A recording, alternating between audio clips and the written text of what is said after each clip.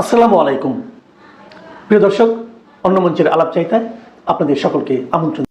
আমার বাংলাদেশের স্বরাষ্ট্রমন্ত্রী সালাউদ্দিন সাহেব তিনি যতই দাবি করুন না বাংলাদেশ শান্তি শৃঙ্খলার মধ্যে আছে এবং বাংলাদেশ আয়ত্তের মধ্যে আছে, তার দাবি হচ্ছে এইটা। কিন্তু আদৌ কি সেটা সত্যি?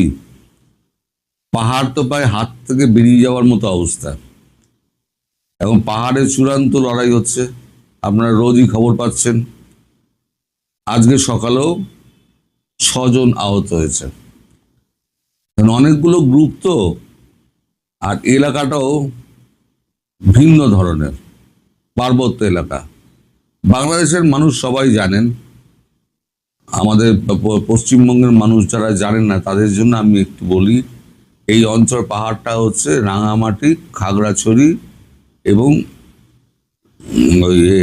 বান্দরবন, এই 3টে এলাকা জুড়ে হচ্ছে এই পাহাড়টা। আরো ছোটখাটো অঞ্চল রয়েছে, আমি জানি না।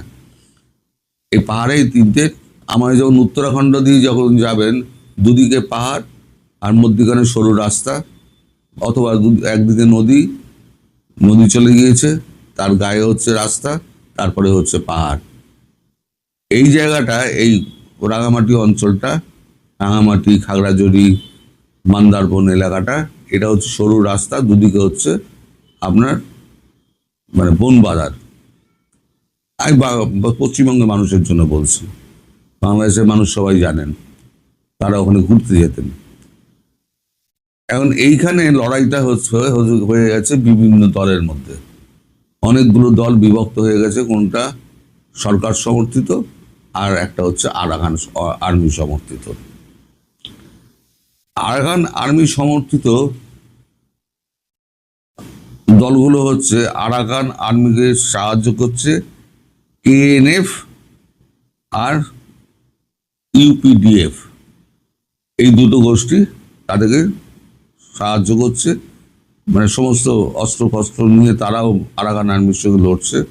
আর উল্টো দিকে সরকার সমর্থিত, মানে জান্তা সরকার সমর্থিত সম্ভবত কেপিএফ বলে একটি ফ্রন্ট রয়েছে। কেপিএফ, আমি ফ্রন্টটা মনে আছে, বাকিটা মনে নেই। এই তারা এই জান্তা সরকারের হয়ে তারা ওখানে লড়ছে, পিছনে জান্তা সরকার রয়েছে। তারাই এয়ার স্ট্রাইকটা করেছিল এবং আবার এয়ার স্ট্রাইকটা শুরু হবে বলে শোনা যাচ্ছে। এখন এই যে আমি আগের দিন বলেছিলাম না, আরাকান আর্মিকে যদি আপনারা দেশ থেকে না বার করতে পারেন, তাহলে বাংলাদেশের ওপরে কিন্তু বিপদ সংকেত নেমে আসছে। কারণ দুটো দেশকে আপনার কথা দিয়েছে জান্তা সরকার যে তাদের সম্পদ সুরক্ষিত থাকবে। একটা হচ্ছে চীন, একটা হচ্ছে ভারত। ভারতের ওখানে কালাদান প্রজেক্ট রয়েছে, সেটাতে প্রচুর অর্থ বিনিয়োগ রয়েছে। এছাড়া বিভিন্ন পাইপলাইন রয়েছে, তেলের পাইপলাইন রয়েছে। আর চীনের রয়েছে রেয়ার আর্থ মিনারেলের জন্য প্রচুর খনন করার যন্ত্রপাতি এবং খননও হচ্ছে। ওখানে যদি কাজ ব্যাহত হয়ে যায়, তাহলে চীনের একেবারে বিলিয়নস অফ ডলার ভারতেরও যাবে, চীনেরও যাবে। সুতরাং দুই সরকারই, ভারত এবং চীন, দুই সরকারই মিলিতভাবে আরাকান জান্তা সরকারের ওপরতে প্রেশার তৈরি করছে। কিছুদিন আগে ওই জান্তা সরকারের প্রেসিডেন্ট ভারতবর্ষে এসেছিলেন, তারপরে তিনি চীনেও গেছিলেন, এখন খবর পাওয়া যায়। তারপরে তিনি চীনে গেছিলেন। চীনে গিয়ে শি জিনপিং এর সঙ্গে কথা হয়েছে, এখানে যেমন মোদিজির সঙ্গে কথা হয়েছে। তিনি কথা দিয়েছেন যে আপনাদের মানে যে অর্থ এবং সম্পদ সেগুলো সুরক্ষিত থাকবে। কিন্তু এই সুরক্ষিত রাখতে গিয়ে এখন এই যে লড়াইটা হচ্ছে, এই লড়াইটা আটকাতে গেলে এখন বাংলাদেশ সেনাবাহিনীকে ভেতরে ঢুকতে হবে। কিন্তু গতবারে যে অবস্থা হয়েছিল, বাংলাদেশ সেনাবাহিনীর বোধহয় কয়েকজন শহীদ হয়েছিলেন, সঠিক খবর আমি জানি না, সত্যি মিথ্যে আমি জানি না। যতটুকু খবর আমি দূর থেকে পাই, আমি তো আপনাদের বলি, আমি সবসময় বলি যে সত্যি মিথ্যে আমি জানি না। আজকে শুনলাম 6 জন আরো আহত হয়েছে। আর তাদের মধ্যে কোন দলের আছে এখানে সেটা বলা আমার পক্ষে মুশকিল। আর আহত যিনি হয়েছিলেন ওই আরাকান আর্মির আঞ্চলিক প্রধান, তিনি চট্টগ্রামে চিকিৎসা নিয়ে এখন ওখান থেকে তিনি ছাড়া পেয়ে উনি তার গোষ্ঠীর সঙ্গে থাইল্যান্ডের কোন একটা বর্ডারে তিনি আশ্রয় নিয়েছেন। বিভিন্ন রাস্তা রয়েছে তো, যে ওই রাস্তা দিয়ে উনি বেরিয়ে গেছেন। কিন্তু মারপিটটা কিন্তু ক্রমশ বাড়ছে।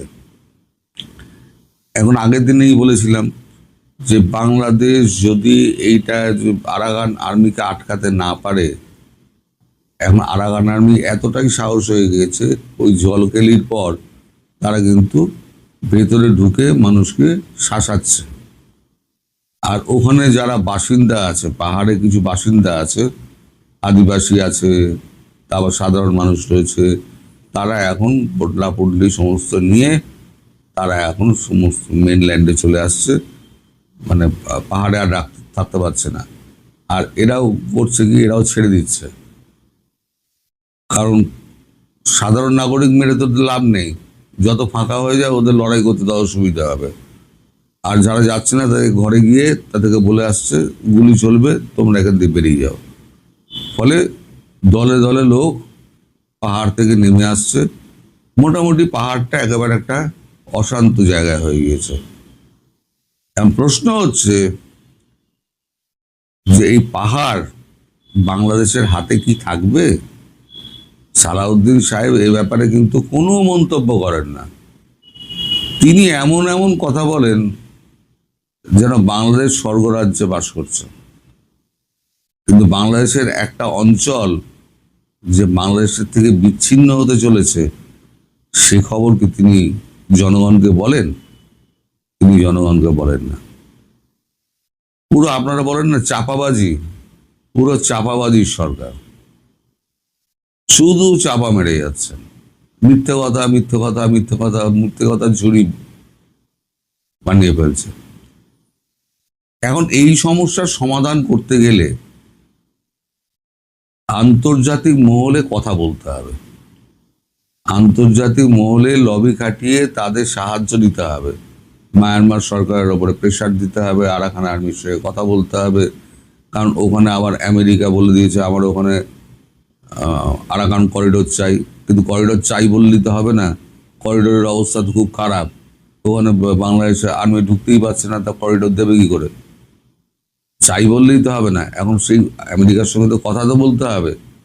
মেন স্টেশনের শুধু কথা বলে তো লাভ নেই, কথা বলতে হবে আমেরিকায় গিয়ে, ওয়াশিংটন ডিসিতে গিয়ে কথা বলতে হবে।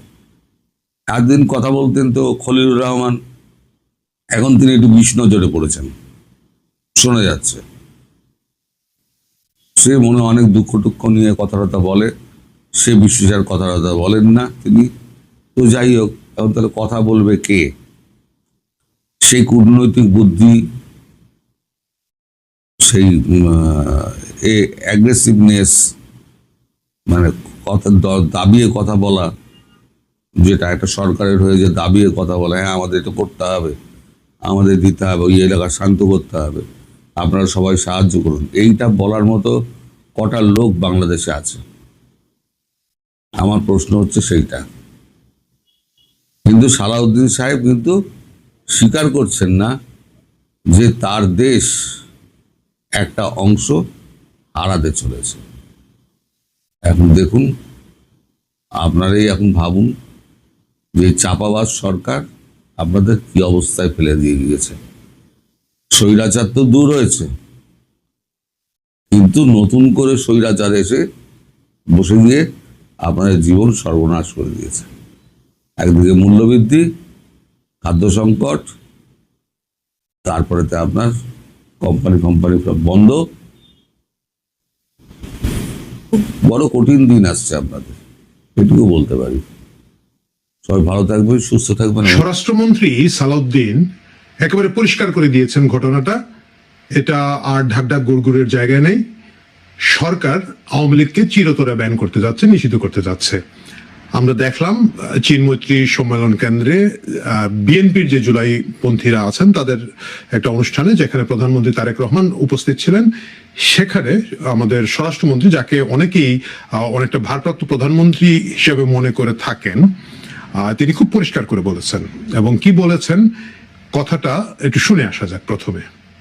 আওয়ামী লীগের রাজনৈতিক পতন হয়েছে, আওয়ামী লীগের রাজনৈতিকভাবে নিপাত হয়েছে, নির্মূল হয়েছে, দাফন হয়ে গেছে দিল্লিতে। সেই আওয়ামী লীগ বাংলাদেশে আর কোনোদিন রাজনীতি করতে পারবে না। রাজনৈতিক দল হিসাবে আওয়ামী লীগের বিচার দাবি করেছি আমরা, আপনারা দাবি করেছেন, তদন্ত পরিচালিত হচ্ছে। ইনশাআল্লাহ খুব শিগগির রাজনৈতিক দল হিসাবে সেই রাজনৈতিক দলকে বিচারের কাঠগড়ায় নিয়ে যাওয়া হবে। সংবিধানের 47 আর্টিকেল অনুসারে আইন সংশোধন করা হয়েছে, সন্ত্রাস বিরোধী আইনে আছে, আইসিটি অ্যাক্টে আছে, রাজনৈতিক দলের সংগঠনের বিচার করা যাবে। তাহলে এটা পরিষ্কার যে আওয়ামী লীগকে এখন আর রাজনীতি করতে দেওয়া হবে না। মানে এতদিন পর্যন্ত আওয়ামী লীগকে যেভাবে রাখা হয়েছে সেটা হচ্ছে কার্যক্রম নিষিদ্ধ দল, মানে দল বৈধ কিন্তু কার্যক্রম করতে পারবে না। মানে আমরা দেখেছি যখন 5 আগস্টের পরে ডক্টর ইউনূস সরকার বাংলাদেশের শত শত সাংবাদিকের ব্যাংক অ্যাকাউন্ট ফ্রিজ করেছিলেন। অ্যাকাউন্ট আপনার, টাকার মালিক আপনি, কিন্তু এটাকে অনেক উদ্ভট এবং অবাস্তব ভাবে বলা হয়েছিল এবং আপনার টাকা আপনি ব্যাংক থেকে তুলতে পারবেন না। দীর্ঘদিন ফ্রিজ ছিল, অনেকেরই খুলেছে, আমি জানি না সকলের খুলেছে কিনা না। আমার নিজের এত টাকা পয়সা নাই, সুতরাং আমার এইসব টেনশন নাই। বাট যে কথায় যাচ্ছিলাম, আওয়ামী লীগ এতদিন ছিল কার্যক্রম নিষিদ্ধ কিন্তু দল বৈধ, একটা উদ্ভট অবস্থা। কিন্তু এখন যে জিনিসটাতে আমরা দেখতে পাচ্ছি যাচ্ছে, যেটা হচ্ছে আন্তর্জাতিক ট্রাইব্যুনালে এখানের মধ্যে আওয়ামী লীগকে দল হিসাবে বিচার করা হবে। এই অপশনটা ছিল, এই অপশনটা আইনটা সংশোধন করা হয়েছিল যাতে করে যুদ্ধাপরাধী সংগঠন হিসাবে জামাতেকে এবং অন্যান্য যুদ্ধাপরাধী যে রাজনৈতিক দল এবং সংগঠনগুলো ছিল তাদেরকে বিচার করা যায়। ইতিহাসের ট্র্যাজেডি হচ্ছে আওয়ামী লীগ এই আইনটা কখনো ব্যবহার করে নাই, যদিও সিভিল সোসাইটির পক্ষ থেকে, সাধারণ জনগণের পক্ষ থেকে একটা জোর দাবি ছিল, কিন্তু এজ ইউজুয়াল আওয়ামী লীগের সমন্বয়ের, ভালোবাসার, পিরিতির রাজনীতির কারণে জামাতে ইসলামকে তারা ব্যান করে নাই। বরং তারা একেবারে আগস্ট মাসে এসে জুলাইয়ের চূড়ান্ত মুহূর্তে জামাত ইসলামকে ব্যান করে একটা হাস্যকর পরিস্থিতি তৈরি করেছিল। সে কথায় না যাই আমরা মূল কথায় চলে আসি। মূল প্রশ্নটা হচ্ছে আওয়ামী লীগকে কি আদৌ ব্যান করা সম্ভব? বলি আওয়ামী লীগ এর আগেও কিন্তু ব্যান করা হয়েছে, আওয়ামী লীগ এর আগেও কিন্তু শাস্তির মুখে পড়েছে। যেমন ধরেন 1958 সালে আইয়ুব খানের মার্শাল্লার সময় রাজনৈতিক দলগুলো নিষিদ্ধ করা হয়, তার মধ্য দিয়ে আওয়ামী লীগ পড়ে যায়। বাট সেটা একটা বাল্ক কাহিনী ছিল। কিন্তু আওয়ামী লীগকে শুধু আওয়ামী লীগ হিসেবে এর আগে নিষিদ্ধ করা হচ্ছে মুক্তিযুদ্ধের সময় 1971 সালে ইয়াহিয়া খানের সামরিক শাসন তখন আওয়ামী লীগকে অফিসিয়ালি নিষিদ্ধ করে দিয়েছিল। ইয়াহিয়া খানের পরে এখনকার সরকার আবার আওয়ামী লীগকে নিষিদ্ধ করার একটা উদ্যোগ নিচ্ছেন এবং এটা আইসিটি আইনের মাধ্যমে তারা করে ফেলবেন। এই বিষয়ে সালাউদ্দিন সাহেব বক্তৃতার পরে আমি মোটামুটি নিশ্চিত। এর আগে কিছু কিছু আশাবাদী লোকজন মির্জা ফখরুল ইসলাম আলমগীরের একটা দুটো বক্তব্য থেকে ভেবেছিলেন যে হয়তো বিএনপি আওয়ামী লীগকে কোনো একটা স্পেস দিতে পারে, কিন্তু বেচারা মির্জা ফখরুল ইসলাম আলমগীরের নিজেরই স্পেস কতটুকু বর্তমানের সরকারের মধ্যে আছে সেটা নিয়ে আলাপ আছে। ভিন্ন প্রসঙ্গ, আমরা না বলি। মির্জা ফখরুল ইসলাম আলমগীরকে ব্যক্তিগতভাবে আমি খুব পছন্দ করি, সজ্জন রাজনীতিবিদ। বাট বর্তমান রাজনীতিতে তিনি কতটুকু ছিলেন বা না ছিলেন, জুলাইয়ের আন্দোলনের এই মঞ্চ তাকে দেখলাম না, জানি না, হয়তো সুস্থ আছেন, বাইরে আছেন। বাট বিএনপি আসলে চালাচ্ছেন সালাউদ্দিন আহমেদ, এবং সালাউদ্দিন সাহেব যখন খুব বোল্ডলি বলেছেন যে আওয়ামী লীগ নিষিদ্ধ হবে, সেটা নিষিদ্ধ হবে। এটা কি বাস্তবসম্মত হচ্ছে কিনা না, সেটা হচ্ছে আজকের আলোচনা। কারণ আমরা এর আগে বিশ্বের বিভিন্ন দেশে দেখেছি অনেক জনপ্রিয় রাজনৈতিক দলগুলোকে এইভাবে নিষিদ্ধ করা হয়েছে। খুব বড় উদাহরণ যদি আমরা বলি, আমরা আর্জেন্টিনার দিকে তাকাতে পারি। 1955 সালে সেখানে ফেরেনি বলে একটা পার্টি ছিল, ওয়ান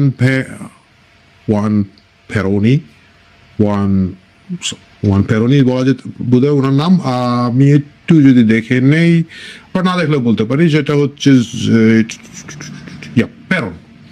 ওয়ান প্যারনকে ক্ষমতাচ্যুত করা হয়েছিল 1955 সালে। আর্জেন্টিনাতে সামরিক শাসন জারি করা হয়েছিল এবং তার দলকে নিষিদ্ধ করা হয়েছিল। কিন্তু সেই দল বিভিন্ন ছদ্মাবরণে সেখানে ছিল, শ্রমিক সংগঠন হিসাবে ছিল, যুব সংগঠন হিসাবে ছিল, যেটাকে আমরা এখানে ছাত্ররা সংগঠন বলতে পারি। এই ধরনের প্রেক্ষাপটের মাধ্যমে দলটা টিকে ছিল এবং পরবর্তীতে তারা আবার নির্বাচনের মাধ্যমে ক্ষমতায় এসেছে। 17 বছর লেগেছে।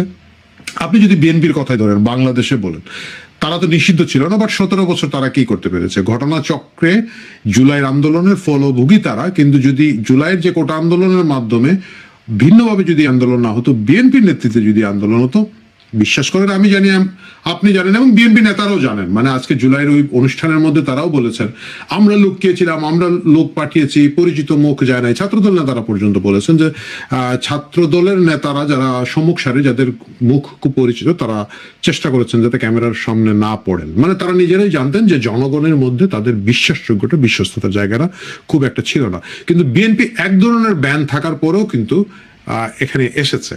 সালাউদ্দিন সাহেব বলেছেন আওয়ামী লীগের দাফন হয়ে গিয়েছে দিল্লিতে, একই অবস্থা কিন্তু বিএনপির দাফন হয়ে গিয়েছিল লন্ডনে, বা যদি বলেন শিলংয়ের কথা না বলি, কিন্তু লন্ডনে দীর্ঘদিন তারেক রহমান ছিলেন। কোনো একটা বড় পলিটিক্যাল ইম্প্যাক্ট তিনি বাংলাদেশে তার নেতাকর্মীর বাইরে তৈরি করতে পারে নাই। এই বাস্তবতাটা আমি জানি বিএনপির বন্ধুরা এখন ফেসবুকে কমেন্টের বক্সে আমাকে গালি দেবেন, বাট ভাই সকলে মিলেই আমরা যদি খুব নিরপেক্ষভাবে বিচার করি তাহলে এটা বাস্তব। আসলে আওয়ামী লীগের কথা বলি। আওয়ামী লীগ নিষিদ্ধ করবেন, কিন্তু আওয়ামী লীগের সমর্থকদের কি হবে?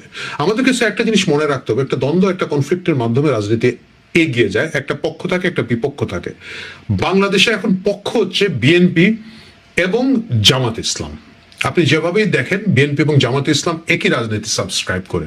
ঠিক যে কারণে ধরেন জাতীয় পার্টি টিকতে পারলো না, কারণ জাতীয় পার্টি বিএনপি একই জিনিস, দুটোই একই প্রক্রিয়ার মধ্য দিয়ে জন্ম হয়েছে, এবং যেটা বড় সেটা ছোটটাকে দুর্বল করবে, মেরে ফেলবে। সুতরাং সেখানে জাতীয় পার্টি টিকতে পারে না।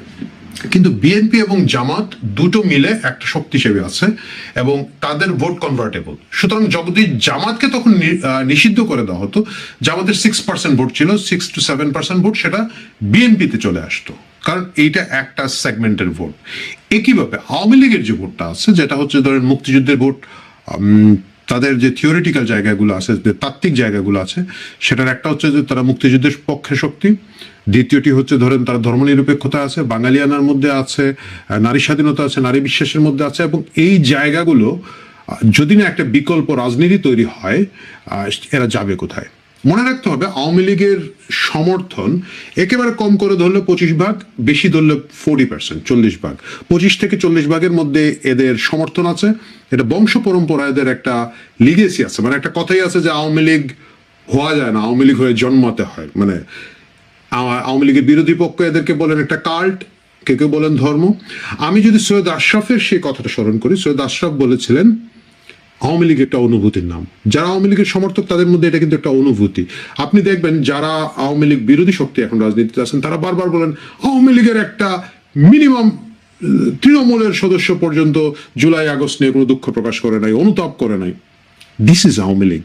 আওয়ামী লীগের থট প্রসেস তাদের একেবারে টপ টু বটম একই ধরনের, এবং এই ধরনের একটা দল সংগঠন যারা আইয়ুব খানের সময় টিকে গেছে, ইয়াহিয়া খানের সময় টিকে গেছে, এখন এসে তাদেরকে যদি আপনি বিকল্প রাজনীতিতে এই সমর্থকদের জায়গা না দিতে পারেন, এবং সেটা আসলে বিএনপির পক্ষে সম্ভব না। অনেকেই নাক চেপে বিএনপিকে ভোট দিয়েছিলেন বলে আমরা শুনেছি। তারা আশা করেছিলেন যে ওকে জামাতের চেয়ে বেটার, সেটা আমিও মানি, এবং তারা আশা করেছিলেন যে বিএনপি একটা লিবারেল দল হিসেবে, একটা প্রগ্রেসিভ দল হিসেবে তা আবার একটা ইমার্জ করবে। এই ধরনের একটা ভাইব তারা কিন্তু নির্বাচনের আগে দিয়েছিলেন। কিন্তু বাস্তবতা হচ্ছে বিএনপি জামাতের সাথে খুবই কাছাকাছি একই ধরনের রাজনীতি করে থাকে। আমি আজকে জুলাই অনুষ্ঠানের কথাই যদি বলি, আপনি জুলাইয়ের অনুষ্ঠানে আমি দেখলাম প্রায় 3.5 ঘন্টার একটা অনুষ্ঠানে জামাত তাও মঞ্চের নিচে কিছু নারী টারি রেখেছিল, আমরা দেখেছি কিছুদিন আগে 11 দলের নামে। বিএনপির কিন্তু মঞ্চে কোনো নারী ছিলেন না, এবং বিএনপি একজনকে মাত্র, আমি যতটুকু দেখেছি 3.5 ঘন্টার প্রোগ্রামে, একজন মাত্র শহীদের মাকে বক্তৃতা দিয়েছেন। বাকি পুরোটাই কিন্তু একটা পুরুষতান্ত্রিক অনুষ্ঠান ছিল, এবং যাকে দেওয়া হয়েছে তার আগে কিন্তু উপস্থাপিকা বলছিলেন জুলাই আগস্টে কিন্তু নারীরাও নেমে এসেছিলেন তাদের ভাইদেরকে রক্ষা করতে, সন্তানদেরকে রক্ষা করতে, খাবার দিয়েছেন, পানি দিয়েছেন। অ্যাবসলিউটলি ফলস কথা। জুলাইতে যে পুরুষরা, বিশেষ করে ছাত্ররা, তরুণ সমাজের কথা যদি বলি, যেভাবে আন্দোলনে নেমেছিলেন একই স্পিরিটে, একইভাবে আমরা দেখেছি বিশ্ববিদ্যালয়গুলোর, বিশেষ করে প্রাইভেট বিশ্ববিদ্যালয়ের শিক্ষার্থীরা তখন অনেক সোচ্চার ছিলেন। তারা, সেই নারীরাও কিন্তু একইভাবে অংশ নিয়েছেন, এবং তাদের কিন্তু আইকনিক ছবি আছে। কিন্তু বিএনপি বলছে তাহারা আসিয়াছিলেন খাবার দিতে, পানি দিতে, এবং মাত্র একজন শহীদের মাকেই আমরা সব দেখলাম মঞ্চে স্পেস দিয়েছেন। যাই হোক, সেটা বিএনপির রাজনীতি। এখন আওয়ামী লীগের এই 25 থেকে 40 ভাগ লোক, এদের রাজনীতির কি হবে? এই রাজনীতিটা থাকবে, এই রাজনীতি টিকে থাকবে, কারণ হচ্ছে মুক্তিযুদ্ধকে ধারণ করার যে সুযোগ অন্যান্য রাজনৈতিক দলের ছিল, আমরা দেখেছি তারা সেই রাজনৈতিক সদিচ্ছাটা প্রকাশ করেন নাই। আমি যদি একেবারে বিএনপির কথা বলি, বিএনপি খুবই কনফিউজড একটা দল। বিএনপি একই দিকে বলে মুক্তিযুদ্ধের ঘোষক শহীদ প্রেসিডেন্ট জিয়াউর রহমান আমাদের প্রতিষ্ঠাতা, আমাদের এখানে অনেক খেতাবপ্রাপ্ত মুক্তিযোদ্ধা ছিলেন, সেটা বাস্তব।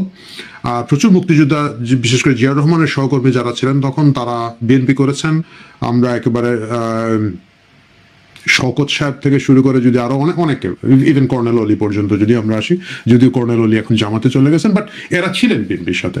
কিন্তু বিএনপি কিন্তু মুক্তিযুদ্ধকে কখনোই অ্যাবসলিউটলি ধারণ করে নাই, কারণ তাদের পিছনে ওই জামাত অংশের যে একটা টানাটানি আছে, এই টানাটানিটা কিন্তু তাদের রয়ে গেছে। ভাই অনেক গরম, ঘামছি, মাফ করে দিন। যাই হোক, সুতরাং মুক্তিযুদ্ধের পক্ষে আর কোনো বিকল্প শক্তি নাই, এবং এই স্পেসটা আওয়ামী লীগ এককভাবে, আমরা বলি যে আওয়ামী লীগ ছিনতাই করে নিয়েছে মুক্তিযুদ্ধের চেতনা বিক্রি করে, বাস্তবতা হচ্ছে আওয়ামী লীগের কাছ থেকে এটা টেনে এনে যে আমরা বিক্রি করব, আমরা বাকিরা সেটা করি না, করতে চাই না। এবং এই কারণে আমরা ধর্মনিরপেক্ষতাকে প্রমোট করতে চাই না, বা একটা সেকুলার পরিস্থিতি যেখানে সকল নাগরিকের সহাবস্থান, এটাকে আমরা প্রমোট করতে চাই না। আমরা শেষ পর্যন্ত গিয়ে ওই বিভিন্ন জঙ্গি গোষ্ঠীর খপ্পরে পড়ে যাই। আমরা বাংলা ভাই থেকে শুরু করে ইংলিশ ভাই হই, আরবি ভাই হই, উর্দু ভাই হই, ফার্সি ভাই হই, কিছু একটা হই। এই জায়গাটা আওয়ামী লীগের রাজনীতিটা রয়ে যাবে। এবং ইতিহাসে কিন্তু এই ঘটনা আছে। আমি একটু আগে যে আপনাদেরকে যে উদাহরণটা দিয়েছিলাম আর্জেন্টিনা থেকে, আর্জেন্টিনার বাইরে যদি যান, আপনারা মনে আছে মিশরের ব্রাদারহুডকে কিন্তু নিষিদ্ধ করা ছিল, বছরের পর বছর মুসলিম ব্রাদারহুড নিষিদ্ধ ছিল। কিন্তু আরব স্প্রিং এর পরে তারা কিন্তু ক্ষমতায় আসলো। হ্যাঁ, টিকতে পারে না অন্য কারণে। তারা তো আসলে জামাতের মতোই অতি উৎসাহিত হয়ে, অতি লাফালাফি করে, ফ্রিজ দাও, পর্দা দাও, এই দাও, সেই দাও, নিজের মেয়ের নামে বরাদ্দ নিজে নিজে দিয়ে দাও, মানে এই কাহিনীগুলো তো ওরা করে, মানে এরা নিজেদের নিয়ন্ত্রণ করতে পারে না, কন্ট্রোল করার ক্ষমতা এই রাশমিকা মান্দাকারের সমর্থকদের নাই।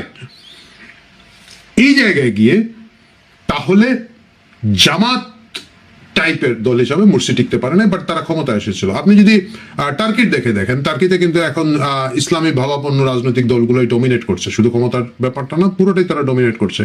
এই টার্কিতে কিন্তু দীর্ঘদিন ধরে এদেরকে নিয়ন্ত্রণ করার বা কন্ট্রোল করার কথা ছিল।